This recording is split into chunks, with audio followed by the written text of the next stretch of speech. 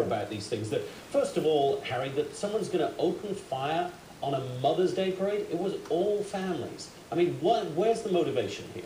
Yeah, you can see that these guys, I assume, were looking for a specific target, and they don't care who they're going to hit. I mean, here we got 19 people shot. I don't know how many shots were fired.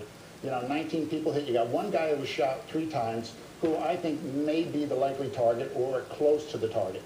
So you think that they were after somebody specific, they knew where he was going to be, and in their mentality, a little collateral damage they don't care about? That's usually what you see happens here. I mean, if these guys decided they just want to open up in a crowd, you know, fire into a crowd, that's a big problem.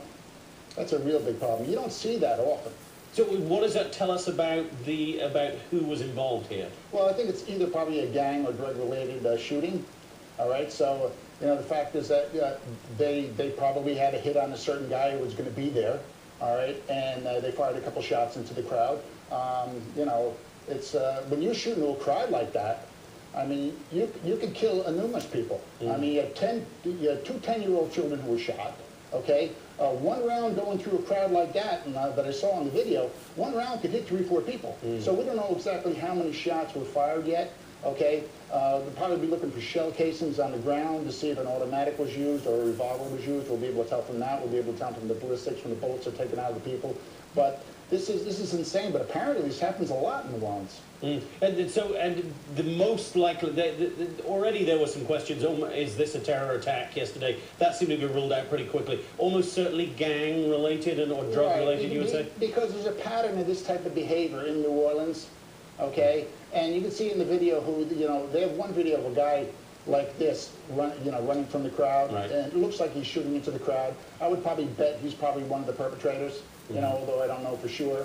All right, so, you know, terrorism related? No, I don't think so at all. A lot of surveillance video, it seems. Right. They'll likely get these guys? Yeah, they're definitely get these guys. There's a $10,000 reward out there. You know, as soon as that gets out there, the phone calls are going to be coming on the tips line. They'll find these guys probably within the next couple of days. And in this kind of atmosphere, though, in the way that these guys, if they are indeed gang-related, drug gangs, whatever, sure, like innocent life just doesn't matter. No, they don't care.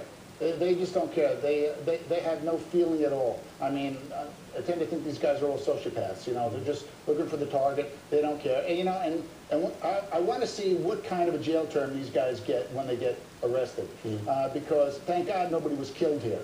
All right, so I want to see if these guys start serving 25 to life or something like that, because of complete disregard for human life. Right. All right, Harry Houck, retired NYPD detective. Sorry, our time got cut a little short with the president, but it was important to listen to him, and great to hear from you as well, Harry, as always. Thanks for having me, John. Okay.